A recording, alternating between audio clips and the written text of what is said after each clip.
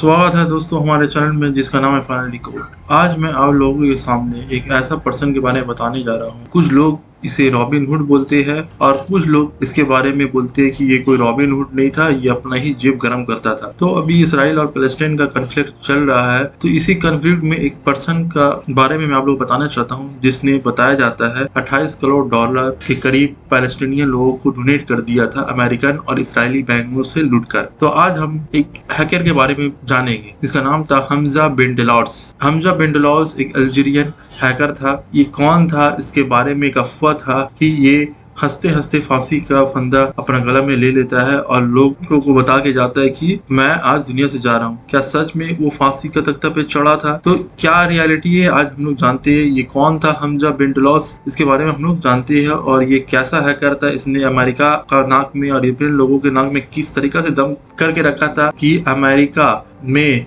ये सबसे famous hacker था अमेरिका के नजरों में। FBI के टॉप लिस्ट में और इंटरपोल के टॉप लिस्ट में बताया जाता है कि टॉप 10 हैकर में इसका भी नाम था। तो ये इतना फेमस समझ लीजिए कि हैकर था जो अमेरिका और यूरोपियन कंट्रीज इससे परेशान थे। और टॉप 10 हैकर लोग का लिस्ट में इसका नाम था जो साइबर क्राइम करता था। तो हमजा बिन डेलॉर्स के बारे में हम थोड़ा जानते हैं और इसका पीछे का कुछ अफवाहों के बारे में भी हम लोग डिकोडिंग करेंगे। देखिए, हमजा बिन डेलॉर्स का जन्म 1988 में टीजी ओजू नाम का एक जगह में होता है। ये अल्जीरिया में ये जगह होता है। तो ये जो हमजा बिन डेलॉर्स है ये एक अल्जीरियन था। ये 2008 में कंप्यूटर का कोर्स करता है, यानी कि कंप्यूटर साइंस में ये पढ़ाई कंप्लीट करता है और 2008 में कंप्यूटर एप्लीकेशन का पढ़ाई कंप्लीट करके अल्जीरिया का यूनिवर्सिटी से पास आउट करता है और 2009 से ही ये अपना कांड शुरू कर देता है। बताया जाता है कि ये एक पॉलीगॉट था। पॉलीगॉट बोला जाता है कि इसे 5 डिफरेंट लैंग्वेज आता था, जिससे ये हर किसी से आसानी से घुल मिल जाता था, अच्छा से बातचीत कर लेता था। तो ये जब हैकिंग में कदम रखा तो आप लोगों को मैं बता दूं, जो भी हैकर होता है वो अपना पर्सनल नाम से हैकिंग नहीं करता है, वो एक फेक सीडोनेम इस्तेमाल करता है। जिस तरीके से मैंने अब जूलियन असांज का वीडियो बनाया तो उसमें बताया था कि जूलियन असांज भी अपना एक सीडोनेम इस्तेमाल करता था। उसी तरीके से हमजा बिन डेलॉर्स भी एक कोड नेम बोलिए या एक सीडोनेम बोलिए इस्तेमाल किया करता था, जिसका नाम था BX1 नाम लेकर वो हैकिंग किया करता था। तो 2009 से लेकर 11 तक बहुत ज्यादा ये हैकिंग किया और अमेरिका लोग परेशान थे। लेकिन इसका जो हैकिंग का तरीका था, इससे ज्यादा लोग पता नहीं चलता था कि उनका जो कंप्यूटर या मोबाइल है वो अफेक्टेड है वायरस से। जब तक पता लगता था तब तक बहुत देर हो जाता था और सब कुछ लूट जाता था। तो दुनिया भर में क्या होने लगा कि अलग अलग जगह से, अलग अलग बैंक से थोड़ा थोड़ा करके पैसा निकलने लगा क्योंकि ये हैकिंग जो करती है क्या करता था, स्पाईवेयर एक छोड़ देता था इसके अंदर, कंप्यूटर या मोबाइल के अंदर। और वो स्पाईवेयर क्या करता था, पूरा तरीका से आपका जाकर कंप्यूटर का जितना भी डेटा है, जितना भी पर्सनल इन्फॉर्मेशन है, क्रेडिट कार्ड का इन्फॉर्मेशन है, सब ले लेता था और थोड़ा थोड़ा कर हर बैंक से, हर पर्सनल जो इंसान होता था उसका बैंक अकाउंट से या पूरा का पूरा बैंक से थोड़ा थोड़ा पैसा निकलता था ताकि लोगों को शक ना हो। लेकिन जब ये रेगुलर बेसिस पे होते लगा, लोगों ने जब ध्यान दिया, बैंक वालों ने भी ध्यान दिया कि किस तरीके से हमारा बैंक से पैसा जा रहा है, तब जाकर इसका पीछे रिसर्च किया गया और पता लगा कि कोई हैकिंग कर रहा है। तो इंटरपोल और FBI का लिस्ट में ये टॉप 10 हैकर का लिस्ट में था। इसने कम से कम बोला जाता है कि tens of millions of dollars इसने लूटा हैकिंग करके। और इसका शिकार कौन बने, 200 यानी कि 200 से ज्यादा अमेरिकन और यूरोपियन फाइनेंशियल इंस्टीट्यूशन इस वायरस से अफेक्टेड हुए। ये एक वायरस बनाया था जिसका नाम था स्पाई बॉटनेट। ये वायरस का नाम था। ये एक स्पाईवेयर था, मालवेयर समझ लीजिए। ट्रोजन जो वायरस होता है क्या करता है, कंप्यूटर में, मोबाइल में घुस जाता है और पता ही नहीं लगता कि मेरा मोबाइल अफेक्टेड है कोई वायरस से। तो ये स्पाईवेयर था, स्पाइंग करता था और इंफॉर्मेशन कलेक्ट करता था। तो कम से कम एटलीस्ट 216 या 217 फाइनेंशियल इंस्टीट्यूशन अमेरिका और आपका जाकर यूरोपियन लोग इससे अफेक्टेड हुए। और टोटल कंप्यूटर जो दुनिया भर में अफेक्टेड हुआ वो बताया जाता है 60 मिलियन कंप्यूटर अफेक्टेड हुआ था ये स्पाई वायरस से। और ज्यादातर जो कंप्यूटर्स था ये यूनाइटेड स्टेट्स का था जो ज्यादा अफेक्टेड हुआ था। तो ये अकेला ये काम नहीं किया था, इसका एक मदद किया था एक रशियन जिसका नाम था अलेक्जेंडर एड्रेविनिक पेनिन। इन लोग मिलकर क्या करते थे, ये सॉफ्टवेयर बनाया, यानी कि ये वायरस बनाया और इससे बहुत बैंक को चूना लगाया। अब 2009 से लेकर 11 तक इसने बहुत धूम मचाया, बहुत पैसा भी लूटा और बहुत बताया जाता है कि इसने बहुत कंट्रीज को पैसा भी दिया। खासकर ये जो अफ्रीका कंट्री से आता था, बताया जाता है कि ये वहाँ पर गरीबी देखा था और इसे पता था कि किस तरीके से यूरोपियन लोगों ने, अमेरिकन लोगों ने हमारे गरीब बना के रखा है और हमारा खून चूस रहे। तो इसने बहुत को ये बोलते हैं कि ये असल में देखा जाए तो अमेरिका लोगों का पैसा नहीं लूटा, ये गरीब लोगों का पैसा नहीं, कि क्योंकि ये जो यूरोपियन लोगों का पैसा नहीं था, ये किसका पैसा देता, ये अफ्रीकन लोगों का पैसा था, ये पैलेस्टीनियन लोगों का पैसा था। तो ये क्या किया, उन लोगों का ही पैसा क्या कर दिया, उन लोग तक पहुंचा। यानी कि किस तरीके से बोलेगा, अफ्रीकन कंट्री लोग क्या बैंक अकाउंट खुल के रखा था, नहीं। यानी कि बोलने का मतलब है कि इस तरीके से ये यूरोपियन कंट्री हो या यूएसए हो या इजराइल हो, जो किस तरीका से पूरा दुनिया में लोगों को खून चूस रहा है, खासकर अफ्रीका और पैलेस्टाइन में। तो इसका मानना ये था कि असल में ये पैसा यूरोपियन लोगों का नहीं, ये अफ्रीकन लोगों का है, पैलेस्टीनियन लोगों का है। तो मैं अफ्रीकन और पैलेस्टीनियन लोग का पैसा ही उन लोगों को पहुंचा दे रहा हूँ। तो इसलिए ये काम किया करता था। यह रीजन बहुत कोई बोलता है नहीं, इसे जब धरा गया तो इसका जो डॉक्यूमेंट्स मिला था, ऐसा कुछ भी मनी ट्रांसफर का, डोनेशन ट्रांसफर का हमें कोई भी प्रूफ नहीं मिलता है। तो बहुत सारा र्यूमर्स है।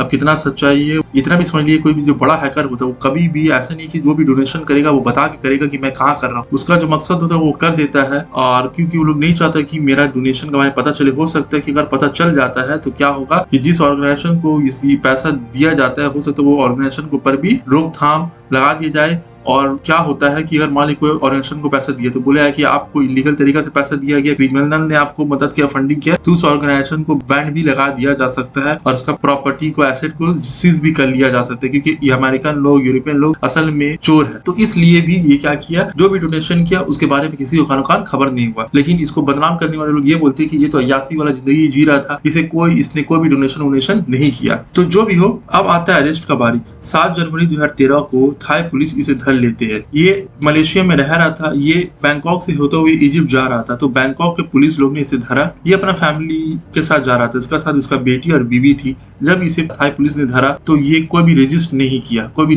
भागा नहीं, कोई भी भागने की कोशिश नहीं किया। ये आसानी से अपना गिरफ्तारी दे दी और मुस्कुराते हुए गिरफ्तारी दिया और अपना बीवी को बोला कि मेरा बेटी को लेके आराम से इजिप्ट चले जाओ, मैं आता हूँ। ये बोलकर वो चले गया। और जब भी इसे प्रेस के सामने लाया जाता था, कोर्ट में ले जाया जाता था, ये हमेशा स्माइल करते रहता था। तो इससे इसका नाम पड़ गया स्माइलिंग हैकर। ये कभी भी डरता नहीं था।